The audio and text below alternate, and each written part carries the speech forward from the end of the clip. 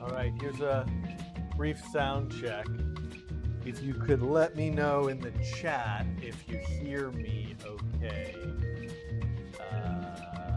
that would be great to know. And you probably hear a crackling or a popping sound. Let me know when you hear that, and I will disable the audio processing thing that I think is probably causing it.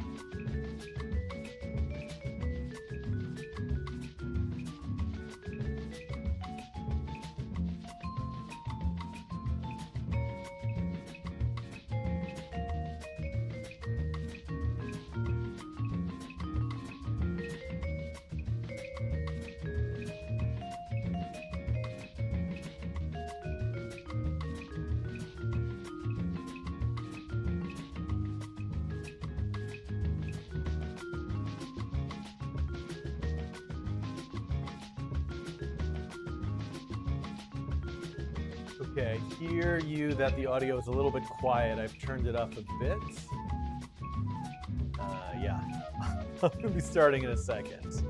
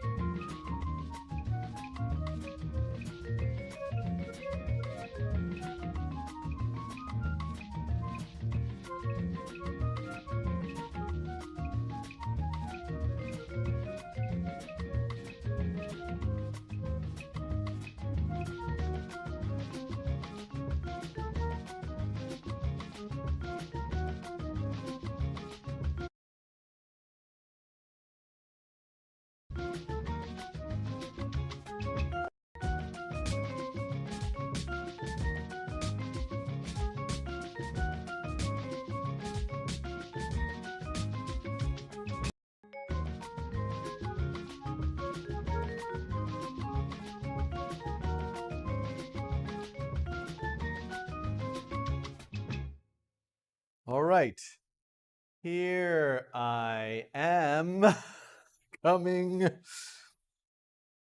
on camera in about, I am not prepared for this. 3, 2, 1, 0.5, 0.25.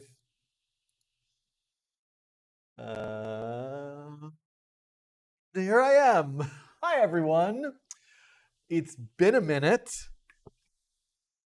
That's a reference to something. But also, it's been a minute. It's been a while since I have live streamed. Before you get too excited, this is going to be brief.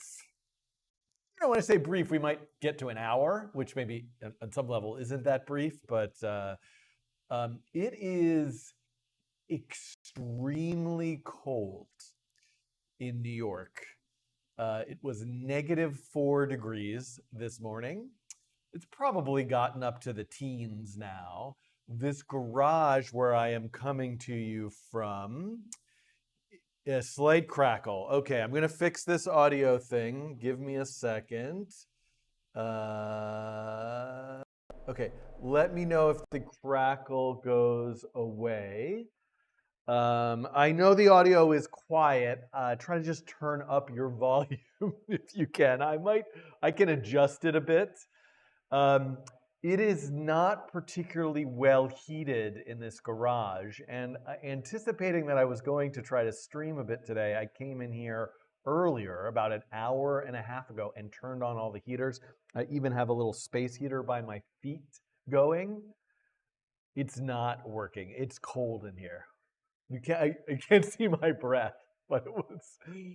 So I'm not going to last very long. I also have a number of obligations today, but I didn't want to cancel this, even though it wasn't scheduled.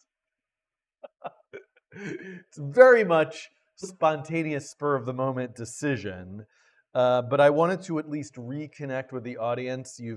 I'm sure you've noticed that the coding train has been very slow for I don't know, maybe the last few years even, but certainly in the last year. It's going to continue, I expect, to be slow for a little while still.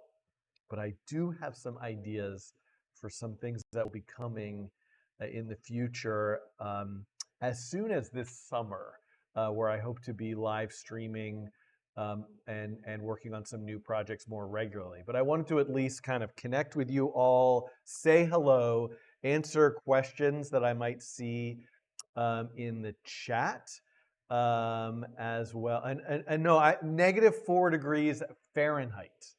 That was the temperature this morning. And in fact, there's running water in this garage, and I can't get it to run, so I've got to check on that in a little bit because I got all the heaters going, and I'm worried about a frozen pipe issue. Yeah,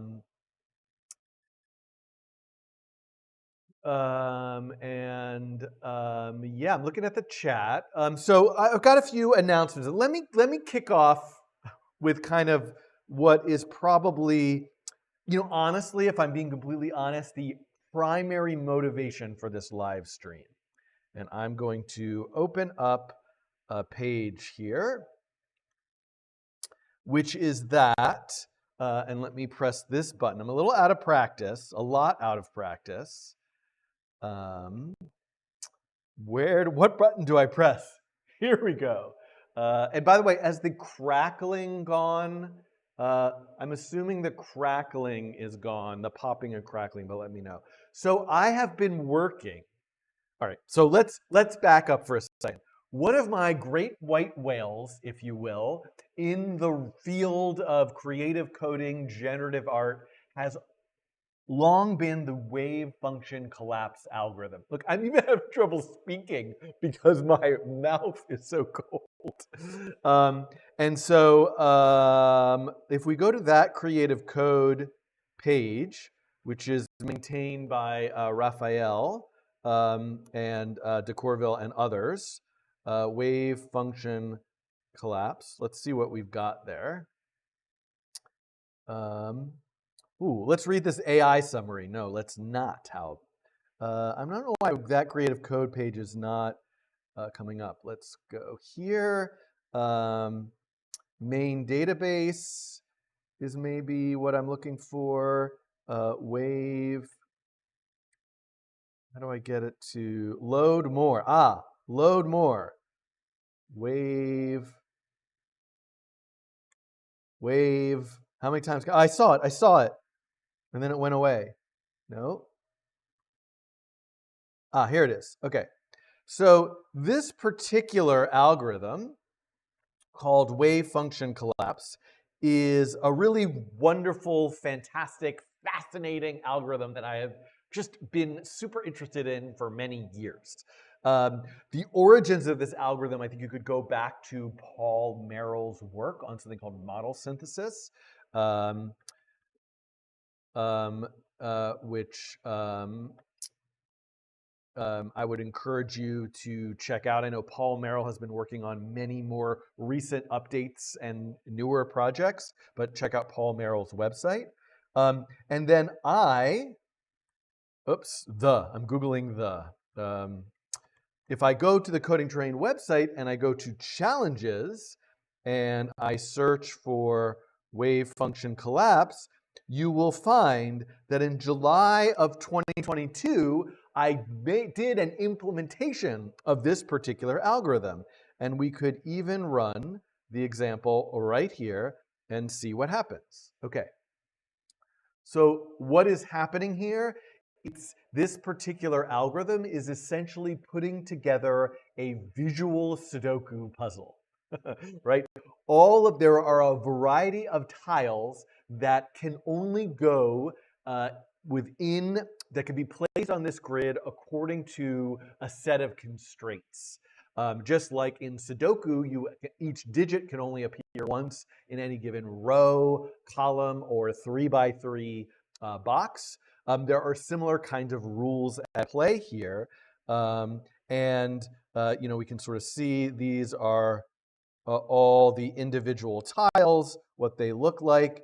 And there are various rules that I believe, if I remember this, are defined somewhere in the code, yes, according to, what tiles can be next to what other tiles.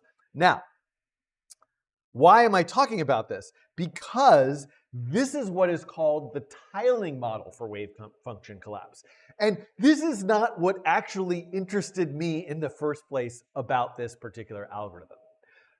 I was always interested in what is called the overlapping model. But in order to do the overlapping model, I felt that I needed to do the tiling model first. So I did this coding challenge back in 2022. And then I was like, and then, a few weeks from now, a month from now, I'll do that. After I get some feedback, you'll see the overlapping model. Well, it took me 2 years and now 2.5 years, closing in on 3 years, to finally tackle the overlapping model, and I have. So the overlapping model, what I'm going to do briefly is just show you it running.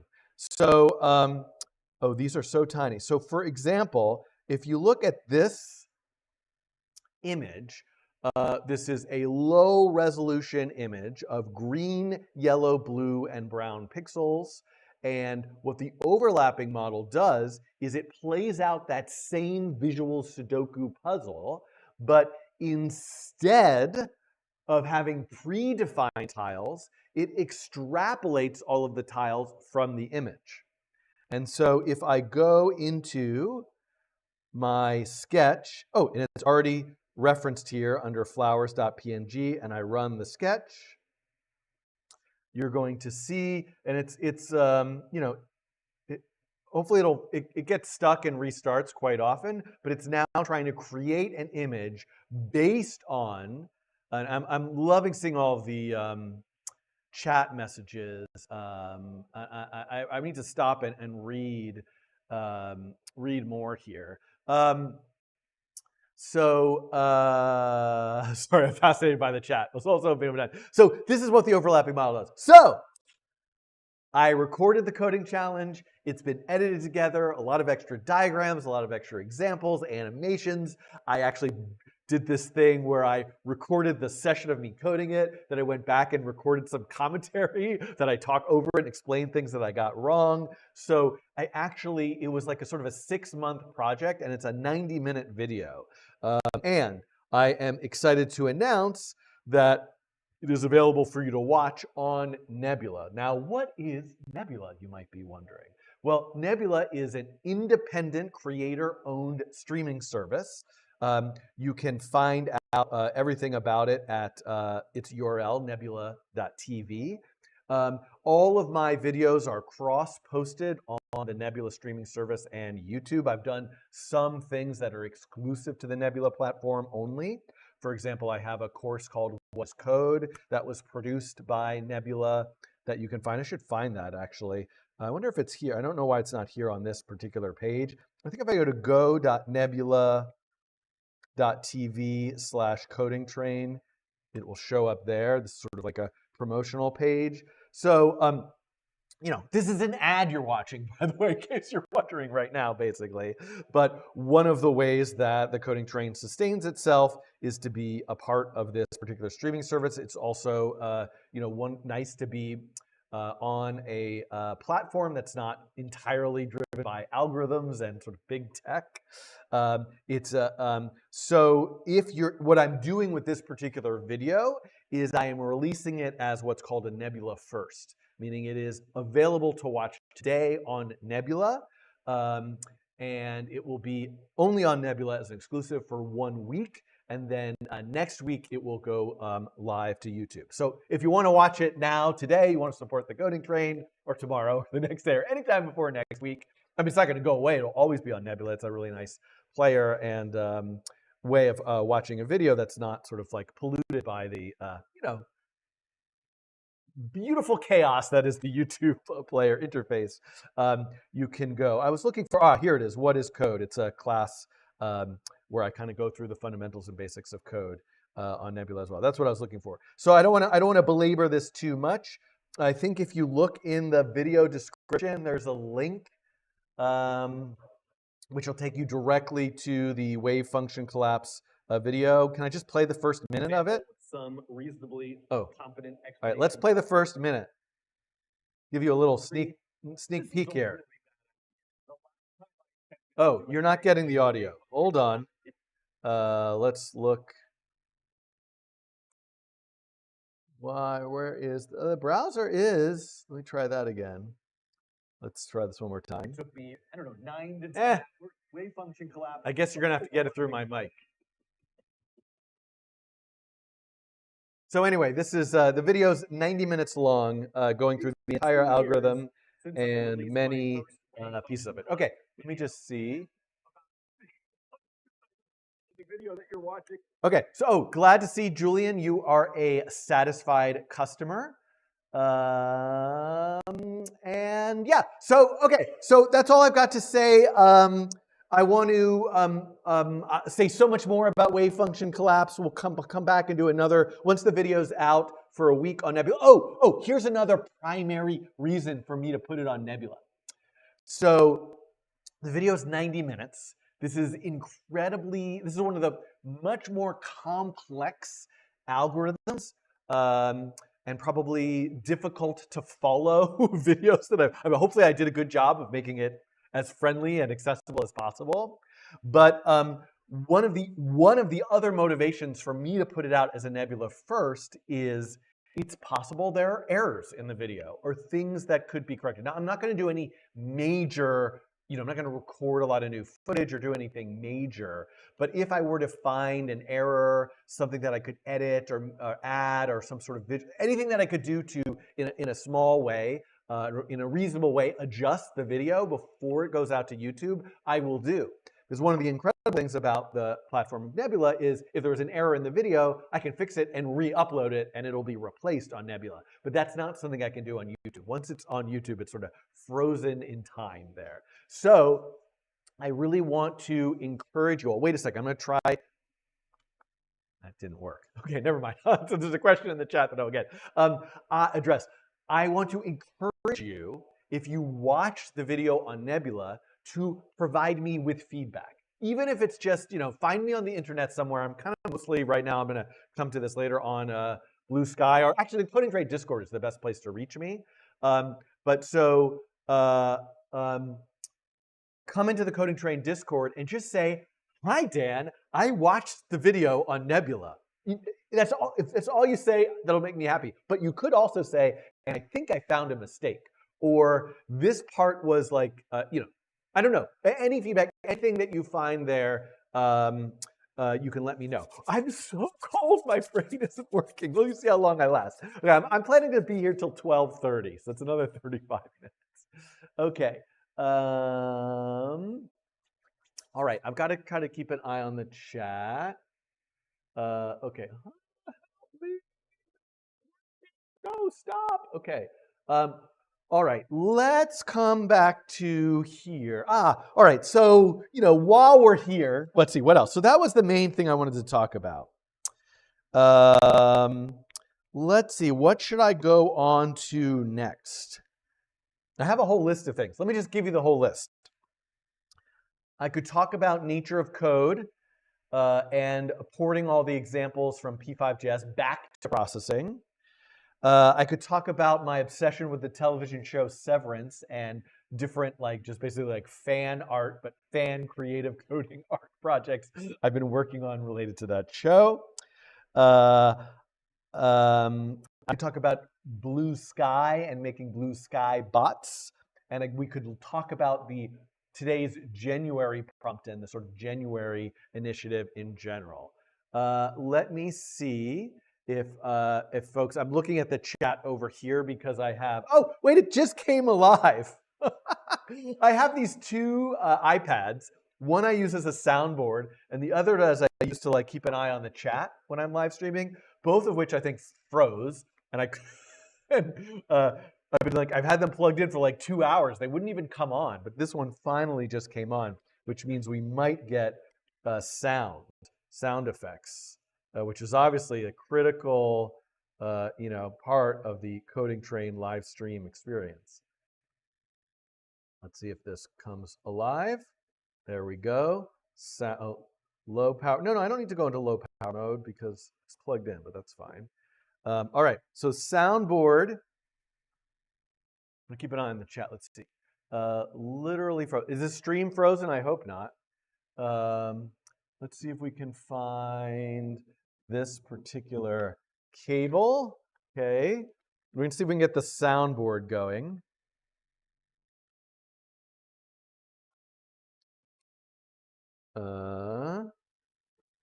All right, let's see here. Let's get loop back and Onyx, Blackjack. Okay, I don't know what's gonna happen here, but let's see.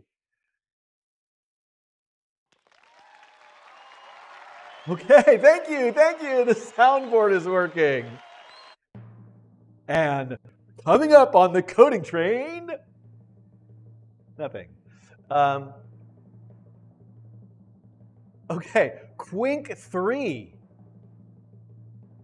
Quink 3 writes, was coming to YouTube to find an old coding train tutorial and I see that you're alive. But sorry, I have to leave to find that video I was actually looking for. What's the video you're looking for? I would like to know. Let us know in the chat.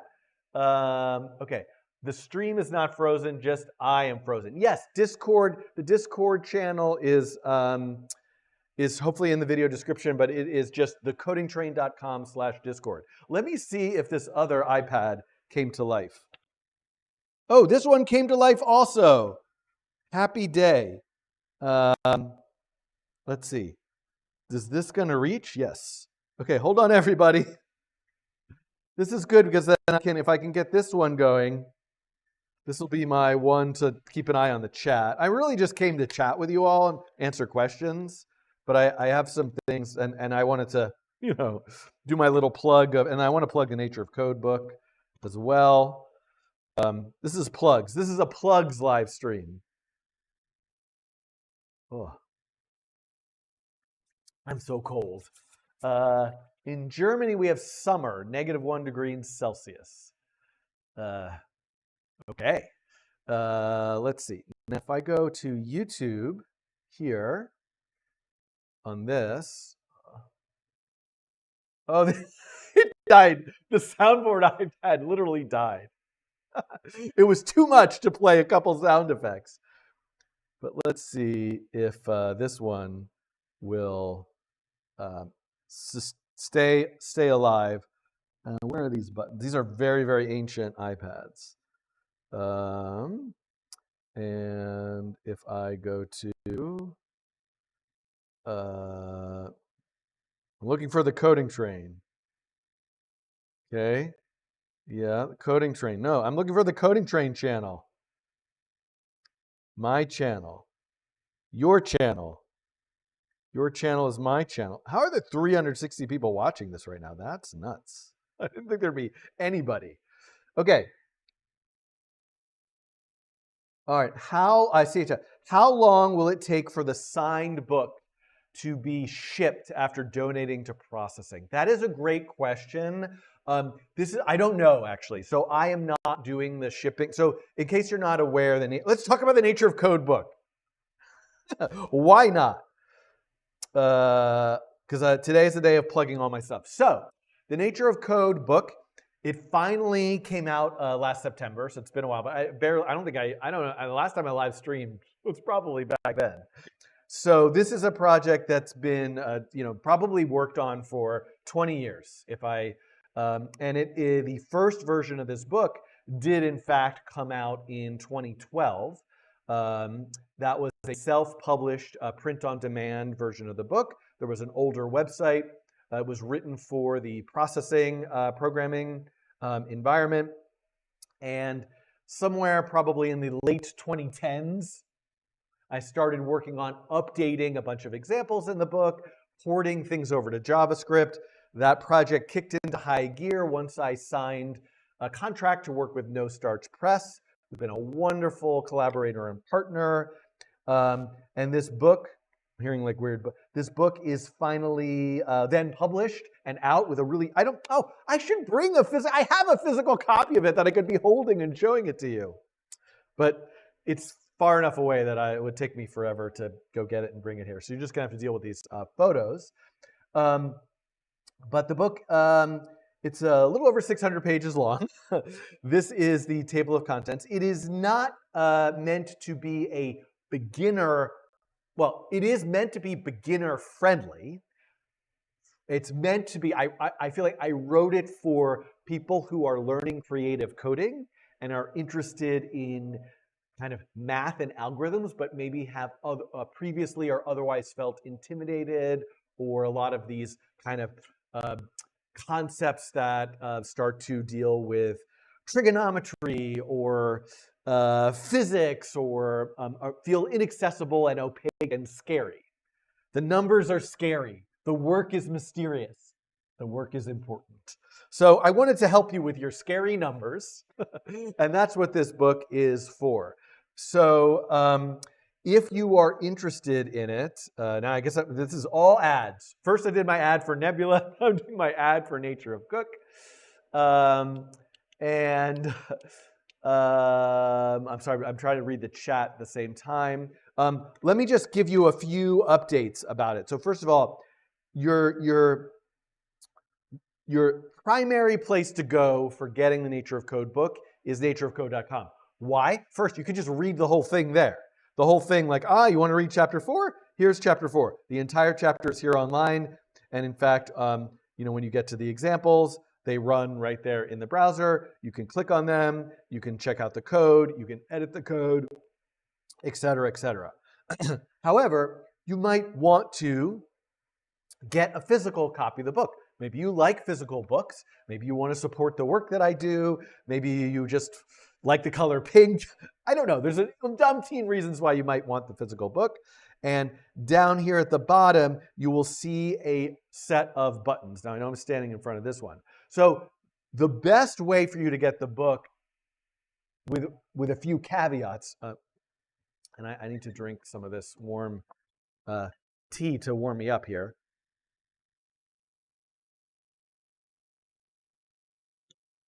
Oh, Daniel is asking some really good questions. I've got to answer that question in a second, but let me keep going here. Is order direct? Order direct means you will be purchasing it from. I mean, I'm not physically putting it in the mail to you. I basically pay a warehouse to do this. So you get a nice little bookmark and a sticker. That's nice, and also it's the best way to support the book and my work is by ordering it direct. The problem with ordering it direct is it is not particularly friendly for shipping to non-US addresses. So you'll find, like often if you go to the order, let's say you live in France, I'll just pick a random country, and you go to order direct, you're most likely going to find the cost of shipping exceeds the price of the book. So I do not expect you to do that. If you're a non-US address. If you're a non-US address, first of all, you might, some of these other, you can order from No Starch, the publisher directly, bookshop.org, which is a great website for ordering books that, from my understanding, supports independent booksellers. Of course, there's these other larger corporate, online retailers. And then what I have done, and this is needs a lot of work, and I encourage you to help me with this. If you click on this global retailers link, this is, I just put this on GitHub as sort of the easiest place to house it. But this is basically, I'm trying to keep track of where you can get the book based on what country you might be in. So, and there's like this emoji key is kind of like, I forget, oh yeah. This is like, I haven't verified that it's really true. But basically, like, if you can help me, if you're like, oh, I live in Switzerland, and I know the best place to get the book is this, not this, some other link, let me know. Message me on Discord, open an issue, a pull request here. This is the International Buyer's Guide. Okay. Yeah, Grimmy, look at this. This is very relatable. Grimmy writes, "You're the reason I got into coding, share the same enthusiasm. Unfortunately, I'm going through a major burnout because of corpo coding killing creativity."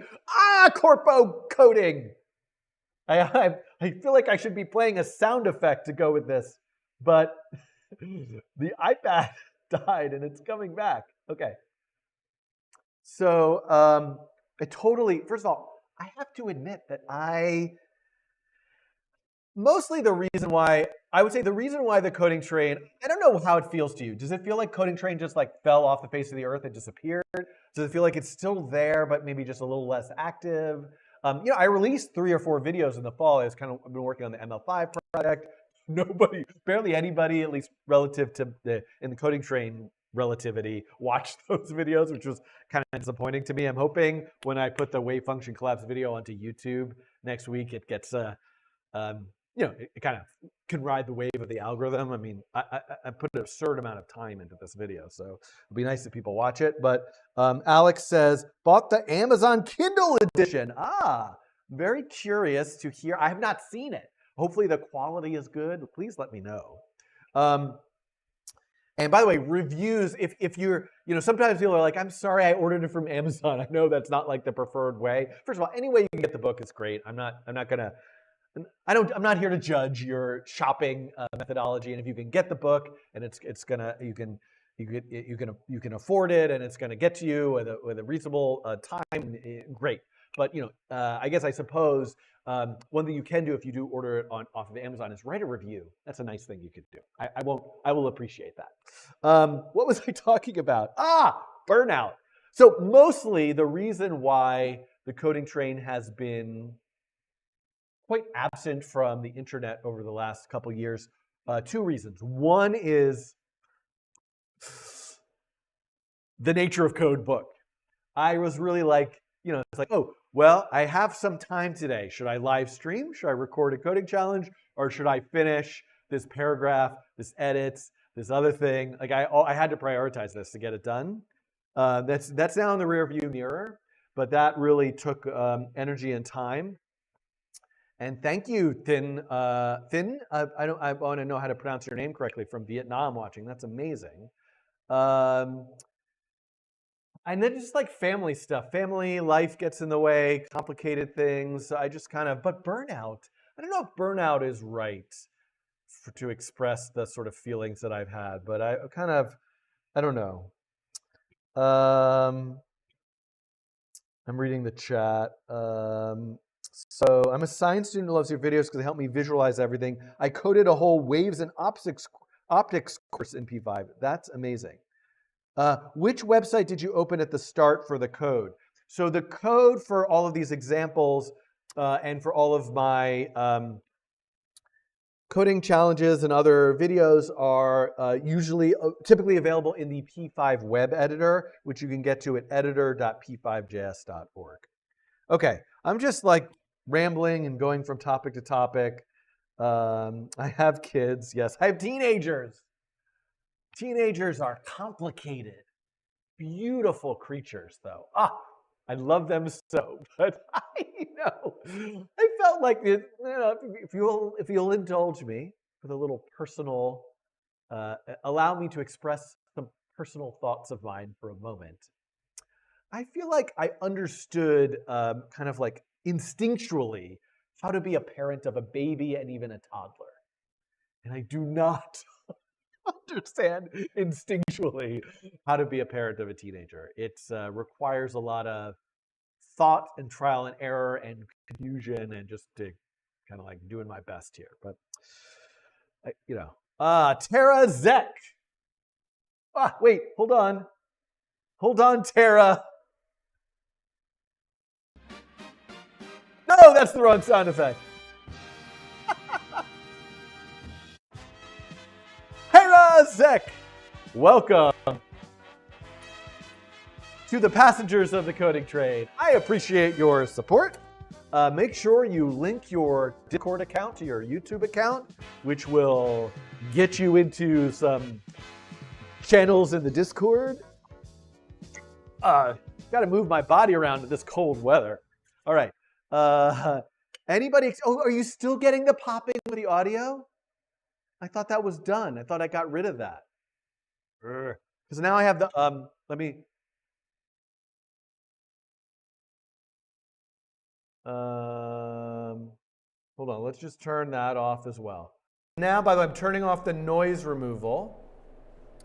And you probably didn't hear me hit the bell before. Now you hear all the heaters going. I had this like noise removal on because I got all these like loud heaters going. This is terrible. Delta Force is a teenager. Okay, this is how I'm gonna do it.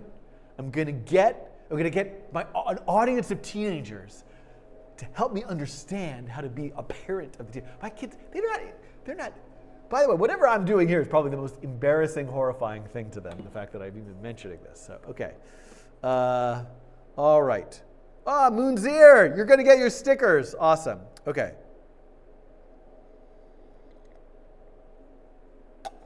All right, this is nice. I'm really enjoying Script Savvy as a teen. It's really hard to have us. I love it. This is so fun. Okay. Okay, so Toast writes, thank you, Munzir, for all of your support. Toast writes, I hope this comes across in a good way, but I love to watch your coding challenges when I fall asleep. They're just very comforting to me for some reason. Okay, this makes me extraordinarily happy, and I'll tell you why. I am an avid podcast listener, and I'm just gonna, I gotta talk to you a little closer. I am an avid podcast listener. Many podcasts do I love. I'll plug a couple of them in a moment.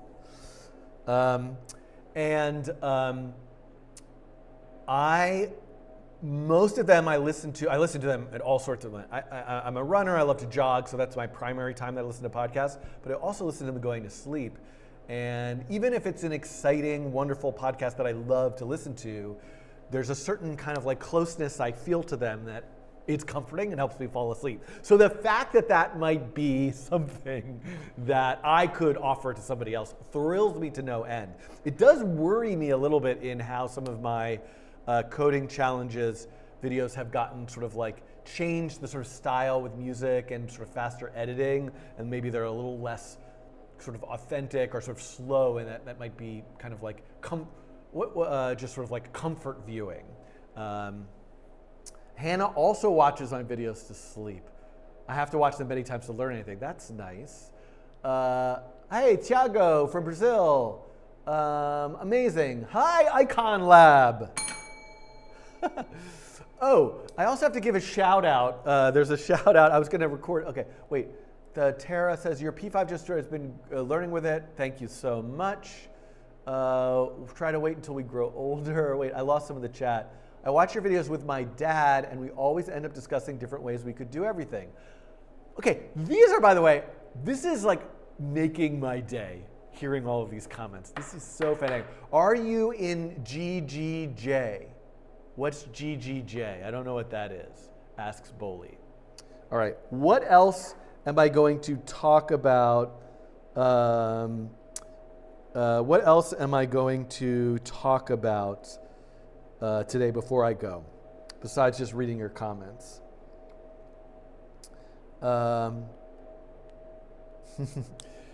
Yeah. What do you recommend when walking, running, jogging, podcasts, or audio? Oh, Global Game Jam. Thank you. I guess the fact that I didn't know what it stood for. I would love to participate in the Global Game Jam. I'm not much of a game developer. I don't know that I have a talent for it, but I certainly would love to participate or help support others in participating. Is it a thing where people have a team? Maybe we could have a coding train team, could organize it in the Discord. I don't know. All of that stuff sounds like. Erico asked, what are we doing today? Kind of a lot of nothing. Like I'm just sort of like chit-chatting. I was doing some ads. I was plugging the fact that my latest coding challenge is out now. Oh, you can't see this. Is out now on Nebula. There's a link in the description. It's a Nebula First exclusive there. If you want to watch it, I was talking about my Nature of Code book. Let's talk about, let me do a quick, because I'm kind of closing in on running out of time. Baypers is asking an interesting question about IDEs. Helix or NeoVim. So I haven't tried either of those. I'm a big fan of really simple IDEs. That's why I love the P5 web editor. P5 web editor has its limitations, and there's often stuff that I'm working on that I feel like it's too limited for me, and I end up going to Visual Studio Code, which tends to be what I use. But for teaching and for quick prototyping, for sharing. Nothing to me beats a beautifully, elegantly simple browser-based editor. Okay, so let me address Daniel Tornquist's, if I got anywhere close to pronouncing that correctly, I'll be pleased, question. So I think if I go to the coding train, is it in the GitHub repo? It's either in the website repo or the suggestion box repo. So let me just see here. I'm looking for maybe it's in this one. Stream to do. Fall 2020, spring 2021. This must be the last time I updated it. No, there's a newer one. Oh, it's a gist. This is how long I'm pretty sure it's a gist. Hold on, sign in. Oh, I got a two-factor. Give me a second here. Okay. GitHub. Approve. Okay. Let's do this later. Okay. So just. Oh, hold on a second here. I've got a lot of secret gists. I mean, I don't think, every once in a while I'll use it to put some information in. So let me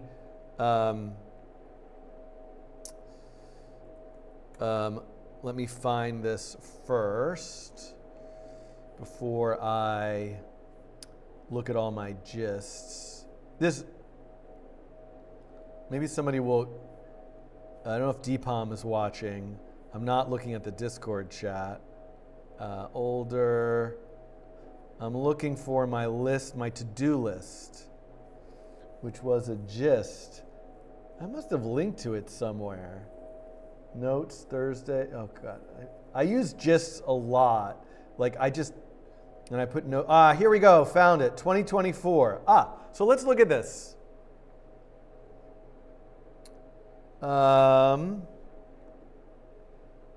Here it is. And I'm reading Circadian Rebels comment is wonderful. Okay, so this is, actually we can update this a little bit because some of these things have been done. So let's do edit. Elastic collisions was done. Drag and curve was done. Oh, I did some things.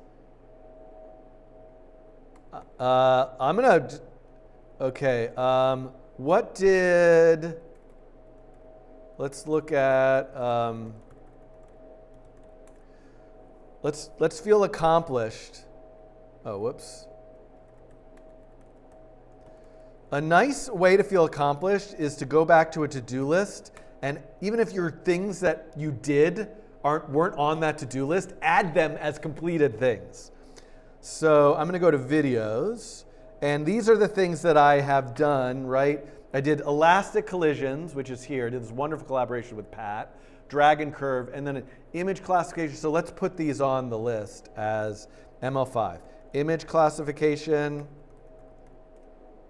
pose detection, 2D and 3D, face, mesh, and hand pose detection.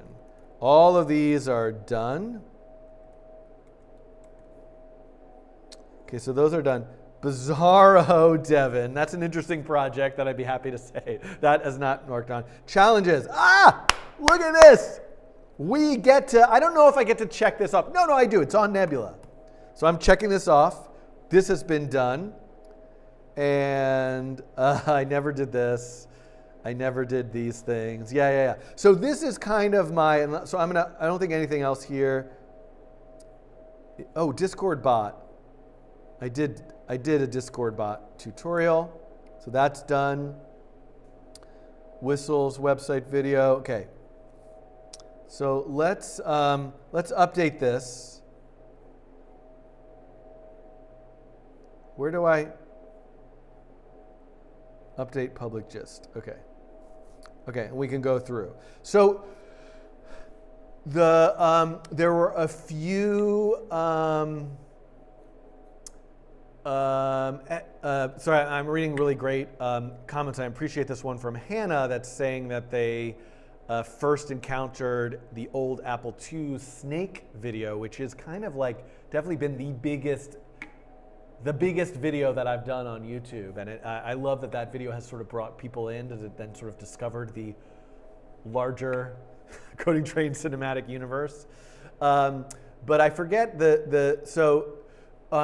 basically, this is where I'm kind of keeping track of a bunch of things I would eventually like to do and work on. And one of the things that I would really, really like to do is do some more kind of retro computing videos. In particular, do a bunch of coding videos on a Commodore 64. High priority on my list to do, but when I would get to it, I'm not entirely sure. But anything that's on here, I'm still kind of thinking about doing. And in fact, one of the things I need to decide, actually, and this could be helpful to talk through for a second, is so this spring. So let's talk a little bit more about the Nature of Code book. So if you go to the Nature of Code organization on GitHub, you'll find a variety of repositories. NOC book-2 is sort of like the main repo for the book. Like all of the material for the actual published book is all in that repo. Creative Commons non-commercial licensed. But there's other things like this is my syllabus for my NYU class. Last spring, there'll be a new one. Like I shouldn't be live streaming because I should be working on my syllabus for my class that meets on Thursday, 48 hours from now. The buyer's guide for the internet global retailers. But some things that, the Blue Sky bot that I kind of want to talk about a little bit, but I don't think that I'm going to have time. But one of the things that I really would like to do, and actually let's get this started right now. So, if I go to the Nature of Code book website, one of the pages is called Additional Resources. And I imagined so many things to go here. For example, this has been highly requested for teachers, slides that go along with the book chapters. If you're teaching a course based on the book, you've got obviously the book that the students can read, all the code examples that you can go over in class, but maybe you want to sort of like lecture about the material in the book and expand on it.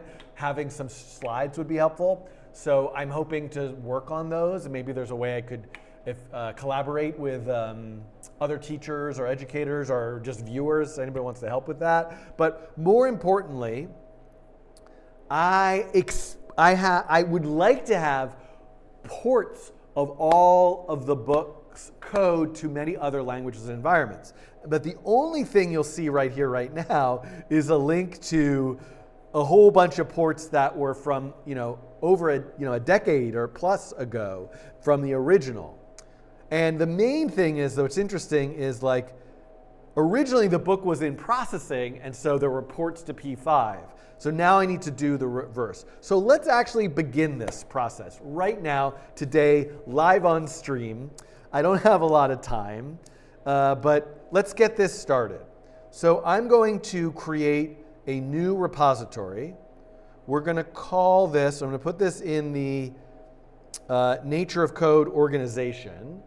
Am I standing too much in front of this? Let's move this over. Let's call it processing. I don't know what to call it, but I guess I can rename it later. So examples processing. I think I usually put like NOC. Let's just try. Oh, it already exists. All right, that's insane. Okay, let's go see what's there. What? Okay, did I like already do this and I don't know that I did this? Okay. Let's look for NOC examples.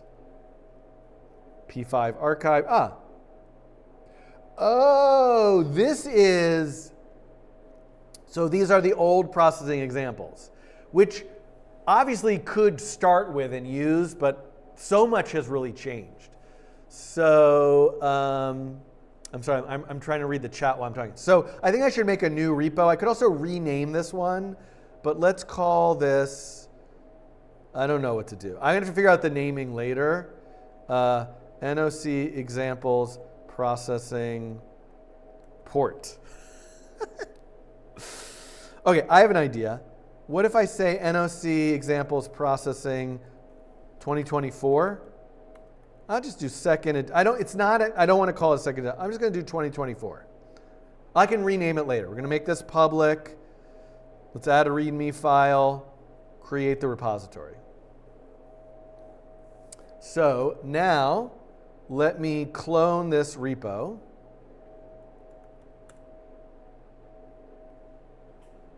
Make the desk a little higher because I'm having a little trouble. Oh, sure. Why not update this now? So let me clone this repo. And let's open it in the Finder. And let's think about, so maybe it's going to have, like, for example, it'll have a folder for each chapter. And then what I'm going to do is launch processing. 4.3.1. I don't think that's the newest version, but it'll be fine for right now. Allow. Get started.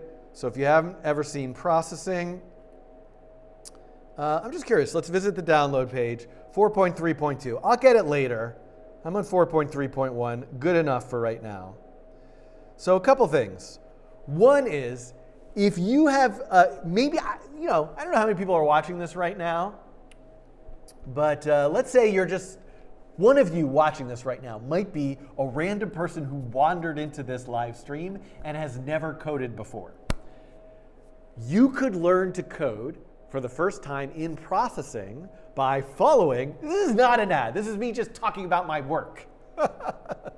But what you should look for is beginner's guide, creative, coding, YouTube, coding, train. I'm sure we don't need all those keywords, but basically creative coding for beginners, full course. This is a 5-hour from start to finish, learn to code with processing course. So check that out if you're totally new. That would be the place to start. But what I'm going to do is I'm going to just go to natureofcode.com, randomness. We're just going to do the first example. I'm going to go to example 0.1, traditional random walk. I'm going to open this in the P5 web editor, and I'm going to grab this code, going to paste it in here. I'm going to do save as, and I'm going to go to desktop. What did I call it? NOC, this example is chapter 0, and we're going to say this is example, what was it, 1.1 random walk. Maybe they'll, I don't know, this seems like a reasonable start to a naming convention, but I might change that later. Oh, this is 0.1 because it's chapter 0. The examples, I just realized, I went through this whole thing. This was like, you'd be surprised how much time went into the discussion as to whether I could call the first chapter, chapter 0. But strangely enough, even though I did that, the first example is not 0.0, it's 0.1. But oh well. Next time I write a book. Save. And now I'm going to go through the process of porting it. So this is going to be a walker. This is void setup. This is size. This is void draw. I've got to declare the variables x and y. And call this an int. And we've got to say, a constructor in Java is just the name. I need to say void step. and void show. And I think if I do that, I've now ported this example to processing, and there you go. The examples are all have this sort of strange aspect ratio, which really has to do with the design of the book, so that they sort of like fit into the way the website and the print book was designed. But it might make sense for me to like adjust these. Like a good size for a processing example is 640 by 360. So let me do that. So there we go. So that first example was ported. I'm going to go now here and do git status. Let's make a, and I realize I'm standing in front of too much here. Let's make a git ignore file that has ds store in it, so we don't commit that silly Mac. And now, okay, so now I have a git ignore file, a chapter 0 with one example. One example. Oh, I have to do git add, git commit, one example, ported, git, and I'm not going to do a pull request. I'm doing everything wrong, but just for expediency, I'm pushing right to main.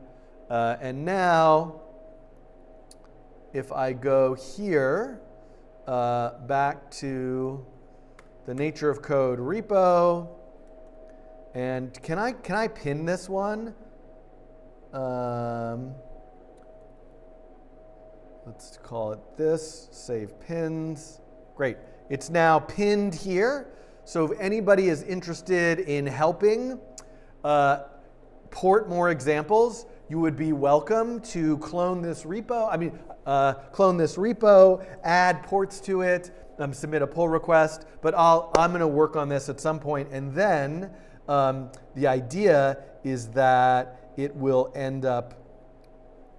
It would then be listed here, and maybe you want to port. Maybe you want to port. The stupid joke I make in the book is like, you want to port all of the nature of code examples to PHP. I don't know how you would do that, but your own language environment of choice. Hannah has to go feed a ravenous toddler now. You take care of that toddler. Watch out when that toddler grows up to be a teenager. That's all I got to say to you. Enjoy the special time. Hannah, nice to meet you online. Anna Maria, I'm glad I was able to save you on your university exams. Hello to Real Cygnus, Toast Cass, all these wonderful people. I see Jeff Wagner, I know, comments on a lot of things. Yeah, nice to see all of you in the chat. Thank you, Deepam, for posting the link to the repo. Okay, hey, I knocked something off my list. All right, so I think I'm going to be wrapping this up soon. It's after 12:30. Let me go through some other things that I had on my list to kind of like show or talk to you about. Artsy Programmer adds, do you know Sebastian Lag? Well, I've never had the honor of meeting Sebastian Lag in person, but am I familiar with Sebastian Lag's work? Yeah, Sebastian Lag's work, videos are incredible. So, doing a collaboration or getting to meet Sebastian Lag would be certainly a dream. Would be wonderful. And Ya Kremembi, thank you for your wonderful comment. Congratulations on your first IT job. That's wonderful. Okay. So let me go through a few other things I wanted to talk about that were on my list. So one of the things, I'm just going to go over to Blue Sky for a second. I think I'm logged in. I'm logged in as like a Coding Train account. So, Blue Sky, I've been sort of, one of my, the social media is like such the hellscape, and who knows? There's a reason not to be on. There's reasons not to be on basically every platform that's out there. And basically, like if I could flip a big switch and just shut off social media for the world, I might like to do that. But the reality is, for me, the the thing that I'm most interested in terms of participating in a social media network is a robust, friendly, and usable API. And so this is one of the reasons why I have started to really dig into and use Blue Sky, because I've been learning I guess it's the @proto federated protocol. I've been learning how to make bots. And so if you are interested, like let's just go, I think if I go to Blue Sky app profile /Schiffman.lol, this is my main account on Blue Sky. And so one, if you're interested, first of all, if you're buying the Nature of Code book, you could use this coupon code for 25% off.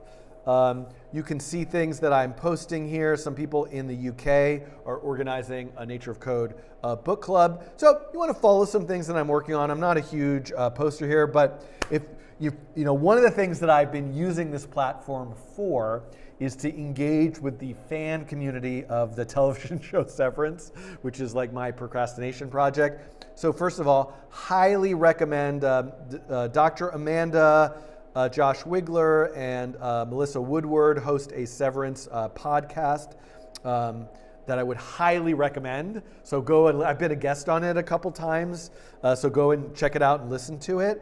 But one of the characters in the book is named in the show is named Dr. Rickon Hale. And Dr. Rickon Hale, in the fictional universe of Severance, wrote this very absurd and sort of, in my mind, very hilariously funny, maybe unintentionally so, self-help book called The You Are. And I have been working on sort of a bot that posts absurd, silly, deep thoughts regularly to Blue Sky as a platform. And one of the things that I also we can just say, tell me about your, I don't know, love of, what's something that Rickon would like, kale salad. I'm gonna do post. So if you talk to the bot, it will talk back to you. So it actually, like, the way that it works, because I don't like the idea of having a bot that will that's not moderated posting directly to a social media network. So what I just got a notification on my phone that somebody mentioned the UUR bot. And I built actually a Discord server and a separate Discord bot where the post that it wants to reply to goes here, and I can just emoji react with a thumbs up, and it will go. So I'll read you. It's actually giving me 4 choices. One choice is kale salad is the best way to get vitamins, nutrients, and consciousness, which is pretty great. Many have shared widely accepted opinions regarding kale salad over the past few decades. But this begs the question, who else but me can say with confidence what I think I want? I know that's not so funny. Not a whole lot. I find it disingenuous.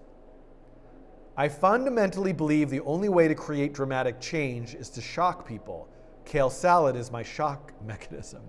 Kale has always been a part of my evolution, has been my inspiration. I want to let you guys know that the kale in kale salad is not actually the vegetable, but it's a slang term for having the soul of an intelligent human being. So in order to be a kale salad, you have to have the kale salad. I don't know. I'm going to go with the 4th option. So I'm emoji reacting with the number 4. And now we should be able to see here that, yes, the UUR bot has replied saying kale salad is the best way to get vitamins, nutrients, and consciousness. So this is using a lot of the early bots that I created back in the heyday of weird creative Twitter bots. This is using a fine-tuned language model that's trained off of some data that I compiled from various philosophical texts as well as scripts from the show. But it also uses neural network-based mechanisms for generating its posts. For example, this one, congenial is nothing more than a genial con. It's basically I'm using the Rita library as well as maybe the DataMuse API, these sort of machine readable dictionaries to look for words that have multiple words inside of them and just kind of like remix them. It can write these acrostic poems, different things. So this is something that I've been working on, and that if you're interested, follow, that if you want to contribute to it, that you can actually find on GitHub. And so I want to come and I would like to do some videos about how to make a Blue Sky bot. And if I go to my repositories, you'll find the code for this particular bot here. And in particular, there's a bunch of sort of like insane algorithms for trying to figure out these like funny like wordplay things. So if people are interested in contributing to this or participating in developing this bot, I would certainly welcome. Oh, slime mold! Yes, sorry, I know it's like I'm being interrupted and I can't keep a thought straight. But anyway, welcome contributions to the UUR bot. If you're interested in learning how to make a Blue Sky bot, I would love to hear from you, and I could do a live stream session. I could record some video tutorials. That's something that's kind of on the horizon for me. Okay, and yes, a slime mold simulation is absolutely something I want to do. Okay. So but did you know that I have a TikTok account? And there's a scene in the latest, I'm just going to pause this here. So in the show Severance, the characters, and I'm not going to say anything that's really, if you've never watched the show and you're just like, don't want anyone to tell you anything that happens in it, tune out now, but I'm not going to spoil any plot points about the show. I'm just going to tell you about software that appears on the computer screens, and I'm not going to editorialize and tell you any clues about what that might mean, et cetera. I'd love to engage in that discussion with you, but I'm going to attempt not to spoil anything from the show. But in the first season of the show, the characters are doing what they're working on is something called macro data refinement. And you'll see here, I'm trying to look for, this is what, on the computers that they're working on, you see this strange interface on this very like ancient, maybe 1970s/1980s style computer with a trackball, and they're kind of like collecting these numbers and binning them into bins. So years ago, because the first season was 3 years ago when this came out, I worked on building a version of this, and many people contributed to this. It actually is using a shader to create this sort of like CRT monitor look in the browser. And basically, this is like a sort of version of the software that appears in the show that you can kind of like collect these numbers and bin them. And actually, if I could get to 100%, I forgot what happens at 100%, because we also built into it like a little Easter egg that's just, taking a lot of creative license here. This is not exactly, like in the show, they're actually able to zoom in on the numbers. It would make sense, now that there's been a lot more footage of this particular piece of software, it would be worth, and there's a whole intro sequence. I would love to augment to this more. So if anybody's interested in contributing to this, I would love to do some more live streams, like building it, or would love to accept pull requests. But I want to get to 100%. I'm at 24% now. Let me keep binning these numbers. Just doing my important work here. Check on the chat.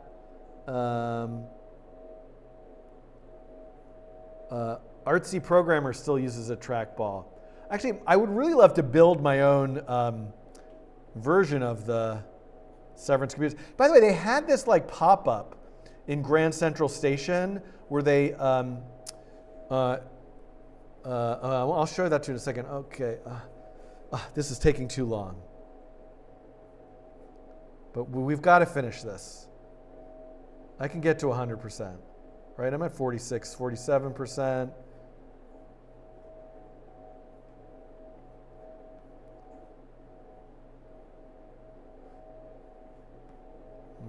I need my incentives. I need, what are the incentives that they get in the show? Waffle party, am I gonna get a waffle party? I don't want the waffle party, to be perfectly honest. Okay, come on.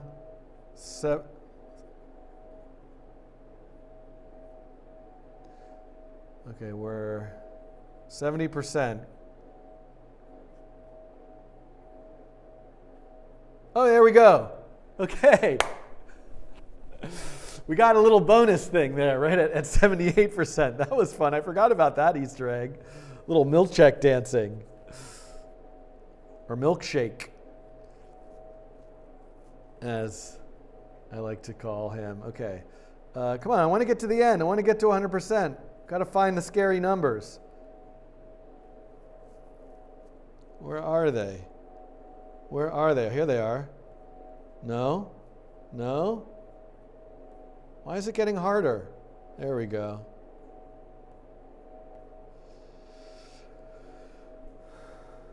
By the way, this is actually mobile friendly. You can do this. It doesn't run the shader. It turns off the shader. So it won't look as much like a CRT monitor if you do this on your phone. Come on. I'm determined here. By the way, I'm sorry for the terrible audio with the loud heater and my echoey voice. Should play some music. I would play the Severance theme song, but it's probably going to give me a... Okay, here we go. 95% complete. Copyright claim. Although I wouldn't mind if any revenue from this live stream can be sent to the composer of the Severance theme song, that would make me extraordinarily happy. Okay, 100%. Okay, I thought something happens at 100%. Like a little animation pops up. But we do get this copy to the clipboard, which is nice. And so then I could post on Blue Sky. I can post here. I refined this particular address in this much time. There we go. Okay, so all right. So that's the thing that I worked on, and I would love to continue to work on because it's obviously it's a big part of the sort of mystery of the show. What is this software? But more recently, in the first episode of the second season that just came out last week, there's a character who's playing a different game on a screen. And I call it a game. I don't know if that's really accurate. And if I just play this, you can sort of see pressing buttons on the keyboard cause these little circles to fall. And so I built my own version of it, and I called it main level because I can't really read this. I don't know if somebody can make this out better than me, but I read this as main level. So if you go to lumenindustries.com/main-level, you will see a version of that I've built. And it's just kind of random. Different keys are mapped to different circles. And whenever the circles fall down, there's a chance that they'll reappear. So I had to it's only on screen for like a few seconds. So I had to take a little creative license to sort of figure out like how to make this interactive. But I think it would be fun to turn this into an actual playable game and maybe sort of invent things that like, what are all these weird icons at the top and what do they mean? And is this like a little hamburger menu that you could unfold and go to a different level? I don't know. So if you are interested in working on this, and I really hesitate to show you the code because it's kind of horrifying, but let's look at it very briefly. If I go to github.com/lumenindustries, macro data refinement, I'm going to get this repo. And let's clone that. And so let's take a look at the code in Visual Studio Code. So a couple things. One thing that's really cool is that it's using this particular shader, which came from here.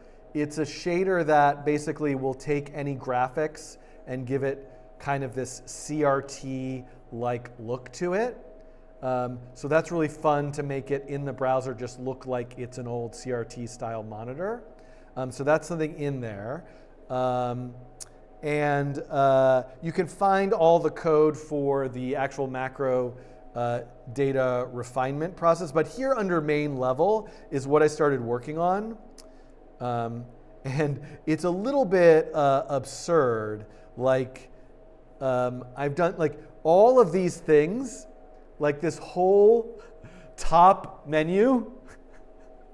Like, I basically wrote a lot of ridiculous code to individually draw like all of these little like interface things. So this could be made so much more efficient, but there's like a dot class. The dot class is the class for each one of these dots that's falling.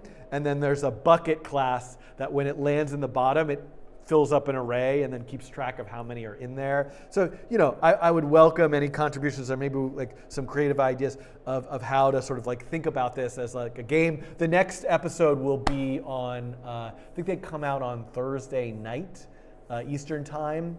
So, you know, maybe there'll be more clues of how to like build this out. But as the show is on, this is something that I'm going to continue to work on. So come hang out on the Discord, follow me on Blue Sky, check out these repos if you want to like learn more, check out more about them. Okay. I now probably lost 90% of the audience. Yes, it's funny that I named it a dot class. I guess that really fits for this dot. I think I have a sound clip that I can play. I'm so out of practice here. This dot clip I'm looking for. I'll just play this. As always, I always forget the this dot, this dot, this dot, this dot. I'm going to do this dot, this dot. I'm going to do this dot, this dot, this dot. I'm going to do this dot. Okay, so I talked about all this. Oh yeah, and then, okay, so I think I'm going to go. The other thing I'll mention is I will be doing another live stream soon at the beginning of February, because when else should you participate in this incredible initiative called Genuary, which is a daily creative generative art creative coding prompt for every day of the month January? Why not do it in February? But I'm hoping to do a live stream where I do a speed run through all of the prompts. But however, I just want to mention, it just so happens that today, January 21st, the prompt is create a collision detection system, no libraries allowed. It just so happens that if you go to thecodingtrain.com, under videos, under challenges, and you scroll back to challenge 184 from just this past year, elastic collisions, if we were to watch this video is about elastic collisions, collision detections, and collision resolution without a physics library. And in fact, if I look at this particular example, which adds a quad tree, this you can see, you might be able to use this as a starting point for your own particular project prompt for today. Let's make 500. Whoa. Let's make them much smaller. Oh yeah, let's make 1,500. Fun. So look at all these beautiful particles all bouncing into each other. I don't know if YouTube compression is balking at this. Malchus, thank you for appreciating my Severance fandom. So anyway, so check out that. I'm wrapping up here. I realize this live stream is probably, I don't know, I give myself like a B minus. Like it's definitely like the fact that I live streamed is good. It's a step in the right direction to like, kind of re-energizing the coding train again. My scattered, unplanned energy. Get some demerits on my grade there. I don't know, I didn't actually make any project, code anything, but hopefully just kind of talking to you, updating you on some things. But just as a reminder, I'll answer a few more questions, but just in case any of you weren't here at the beginning, the latest coding challenge is now out on the independent streaming platform called Nebula. It is on the overlapping model for the wave function collapse algorithm. I would love it if you'd consider signing up for Nebula. If you do so, you'll want to make sure you sign up from the page with the actual video, or you can go to go.nebula.tv/codingtrain to sign up there to watch the video. But don't worry, I realize a lot of people this isn't possible for you. No obligation, of course. The coding challenge will be out on YouTube next week. I'm going to be finishing all the examples, publishing them, putting together all the list of references, as well as if anybody watches it on Nebula and finds some errors, hopefully correcting those errors before it goes to YouTube. I talked a lot about the Nature of Code book already. I don't think I need to mention that again. Yeah, so I can answer a few more questions. Yash asked, when will the Nebula exclusive be uploaded to YouTube? 1 week from today. It's a Nebula first for 1 week. And Galton's board on your code challenges.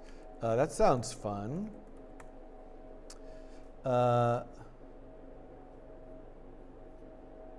Ooh, this looks cool. It's kind of like a Plinko board. Oh yeah. Yeah, I have done something like this with matter.js. If you search for like Plinko matter.js, you'll find this particular coding challenge, which I did in 4 parts back in, does it have the date on these web pages? It doesn't actually, but that's okay. And then, let's see here. Yeah, so I did something like this. Oh, this looks weird. But yeah, I did this many years ago, probably at this point.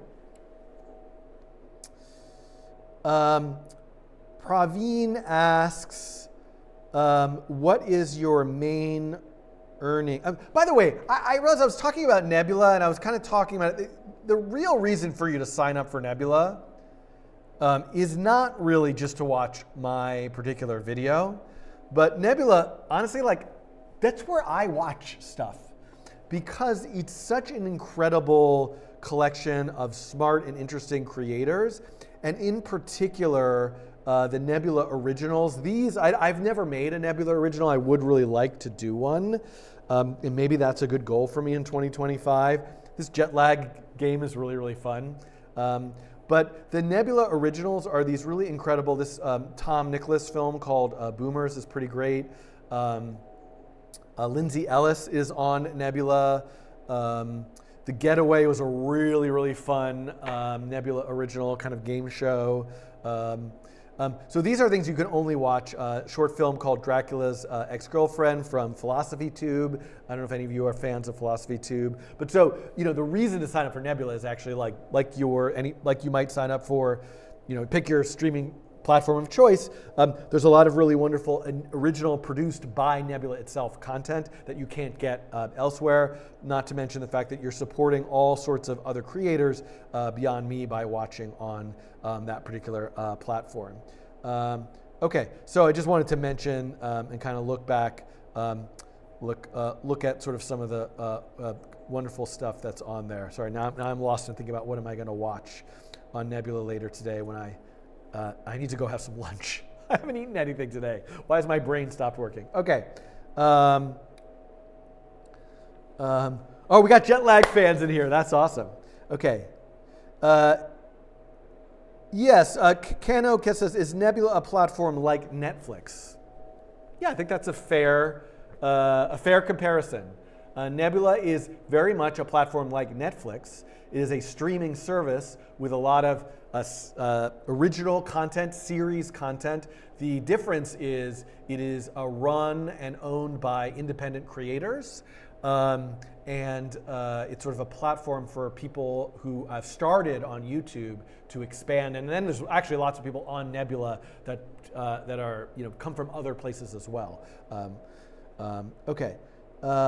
Thank you, Sebastian, for your kind comments. Hello to Rodak. Malchus asks, is Nebula better for creators? So first of all, one thing I would recommend if you want to kind of like learn more about Nebula and why it exists and what it is, because I'm going to botch it. If you go to blog.nebula.tv, the Dave Wiskus, who is the CEO of Nebula, posts a lot of content about the platform there. Here is a post around Nebula's point of view / policy on using generative AI, some pricing updates, updates to the platform. But if you scroll back, there's a lot more information around. You can kind of get the origin story. If you also go to the Nebula subreddit, there's a lot of discussion there. In fact, look, you can see this post, how do creators join Nebula?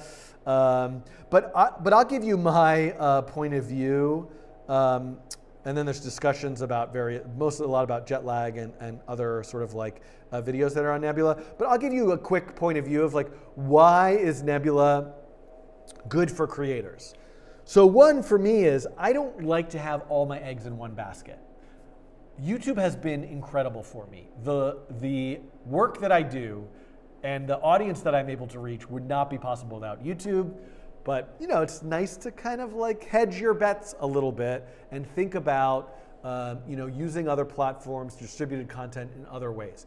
Nebula is completely curated, so it is not. Which it has its pros and cons. So there's YouTube being free-for-all user-generated platform is kind of amazing. But Nebula, there is a sort of thought and curation that goes into what's on the platform. This is not what you're asking. Why should creators want to be on Nebula? Well, I don't have this issue so much, but a lot of, I'll give you an example. Real-life lore is, I think this is explore, maybe if I go under history, let's like look for the real-life lore channel. So real-life lore is a channel that does a lot of educational, I would call like informational content around historical events, a lot dealing with war and conflict. I'm just picking this as an example, and I think that I'm not take what I'm saying with a grain of salt, but some of the videos might deal with sort of sensitive subjects that could be demonetized or on YouTube, and so having another platform that that the creator can have more sort of like ownership and ability to sort of post without being sort of subject to what might be some kind of like bot-based decision making of a platform like YouTube is a benefit. It's a completely ad-free platform. Like I honestly would much rather have people watch my videos without ads. But ad-supported revenue is how I sort of make the YouTube thing work. But I like being able to be on a platform that does not have ads. So I think those kinds of reasons are some of the primary reasons why the platform makes sense. Yes, Agent X Blue said, sometime you mentioned how you would enjoy attempting to program, back. I'm really interested in like historical programming. Physical punch cards. Okay, I would love to do this. I don't know the first thing of how it would get started. Finding some kind of compatible hardware that I could use and or learning about how to do punch card programming. So if anybody has any clues about what I might research and look into and buy, definitely into that idea. Interested in a video where other languages and frameworks are used. A Slack bot. I'd be open to that. A little bit more, Discord's more my platform. for learning P5 or processing? Honestly, flip a coin. If you want to work in the web browser, P5. If you want to download something, processing. If you want to learn from me, I might even actually say processing, just because I have a more recent, that 5-hour processing course for total beginners is a bit more recent and robust, and I think higher quality than some of my P5 tutorials.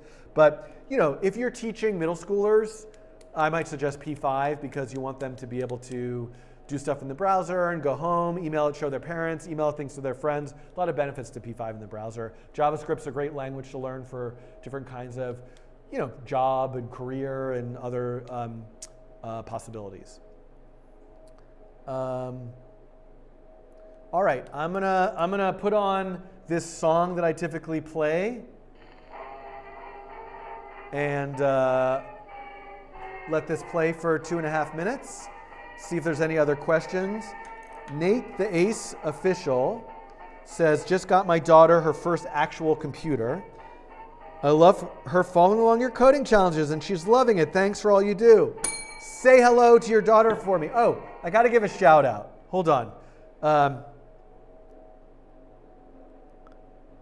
I was going to record a video shout out, but I'm just going to do it now. Okay, let me just figure out who this is going to.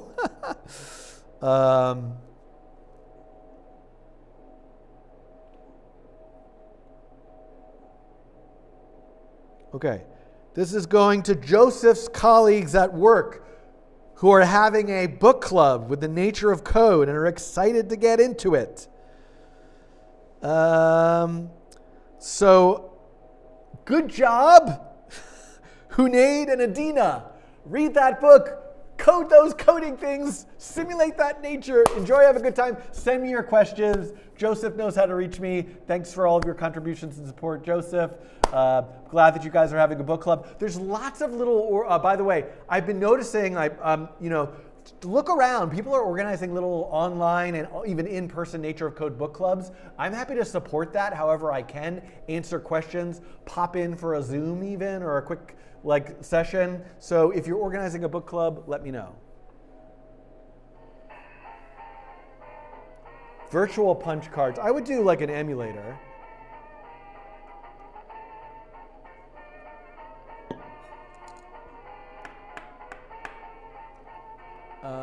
Okay. Yeah, there's people I've been noticing people on Twitter. I'm kind of off that platform these days. There's no workable API for me to use. But I noticed some posts that are going around about people organizing book clubs. Blue Sky, I've seen quite a few posts. I'd be happy to organize one in the official Coding Train Discord. I don't know about help facilitate one if anybody's interested in that. Anything I can do to help support that, that'd be great. She really liked the fractal tree video and the angle variable change. Amazing, amazing. I love hearing this. Hello to Kev KV1. I'm glad you're saying hello. I'm saying goodbye. Let's go back to the home screen of Nebula. So people can see kind of some stuff that's on here. There we go, Nebula first. These are the Nebula firsts.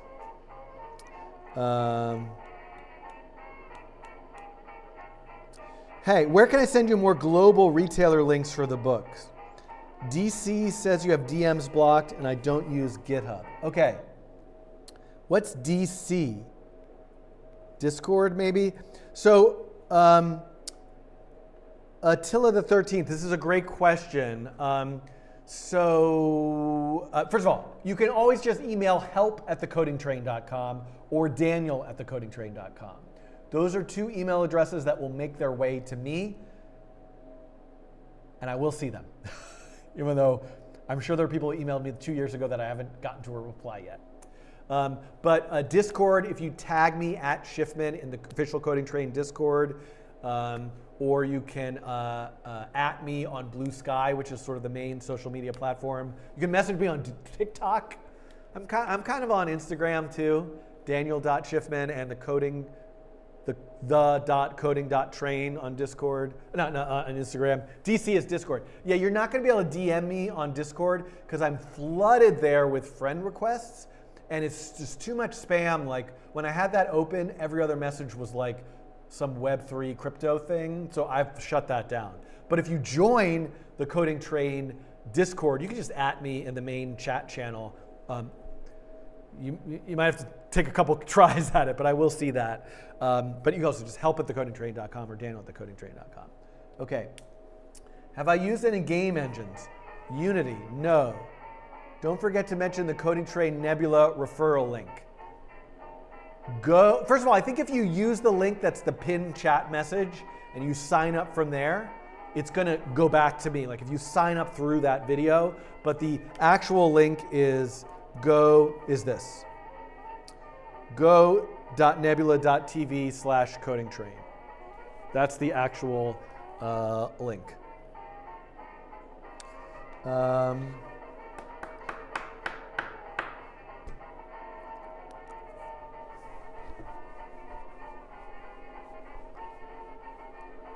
All right.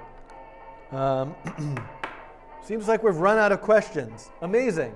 Oh, the song is ending. Thank you, everybody. Mwah. I love you all. It's been nice back live streaming with you. Stay tuned for this wave function collapse coding challenge coming out. I'm so excited for you all to see it and hopefully make some wave function collapse projects. And to see you at the beginning of February for a Genuary speed run. Anybody else who wants to? I know that Raphael is maybe planning it to do one as well. That should be fun. See you all next time on the Coding Train, I guess. Goodbye. As always, I always forget the this dot, this dot, this dot, this dot. I'm gonna do this dot, this dot. I'm gonna do this dot. I don't know what. Do I have like an end animation? Oh, I do. Here's this button. This dot, this dot, this dot, this dot, this dot. Never forget this dot, this dot, this dot, this dot, this dot, this dot, this dot, this dot. Never forget this dot, this dot, this dot, this dot. I'm gonna do this dot, this dot. I'm gonna do this dot, this dot, this dot. I'm gonna do this dot, this dot. I'm gonna do dot, this dot, this dot, this dot. I'm gonna do this dot, this dot. I'm gonna do this dot, this dot, this dot. I'm gonna do this dot, this dot. I'm gonna do this dot, this dot, this dot, this dot, son. This dot, this dot, this dot. Never forget this dot. This dot, this dot, this dot. Never forget this dot. I'm gonna do the this dot, this dot, this dot, this dot, the this dot song. Never forget the this dot. Somebody compose that song for me.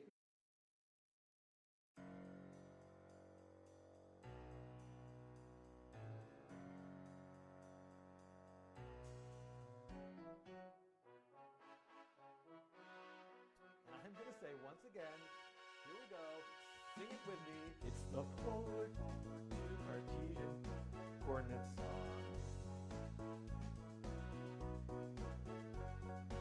It's the polar to Cartesian coordinate song.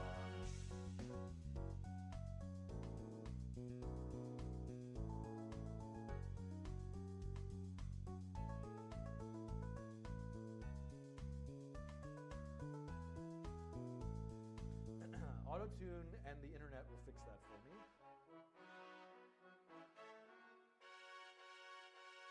Sing it with me. It's the polar to Cartesian coordinate song. It's the polar to Cartesian coordinate song. It's the polar to Cartesian coordinate song. It's the polar to Cartesian coordinate song.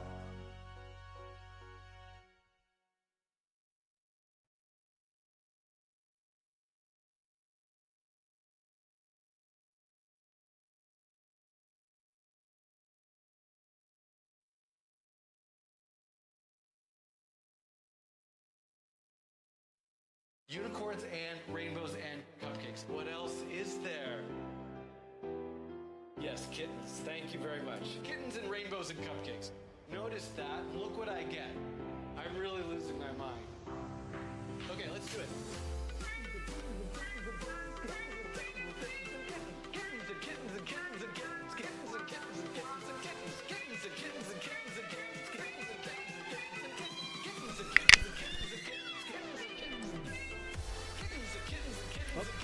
For anybody who was wondering, the water is running again in the garage. Me turning on all the heaters. If the pipes were frozen, they're unfrozen now, and nothing exploded, no leaks. I think I'm good. I assume some people are worried about that. I'll let you listen to the cat song now. I can see that it's from the chat that it's some of your favorites. Some of you, it's your favorite. Okay, thanks. I wonder if anybody, if it's like past the year 2030 and anybody's listening to this right now, I would really like to know.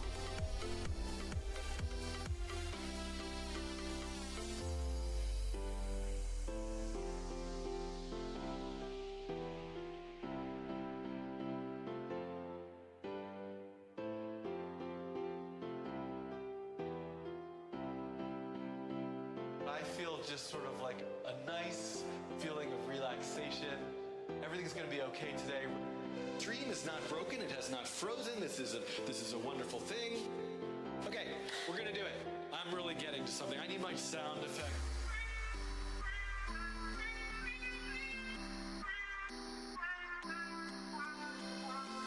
Unicorns and rainbows and cupcakes. What else is there? Unicorns and rainbows and cupcakes. That was invalid syntax. I forgot.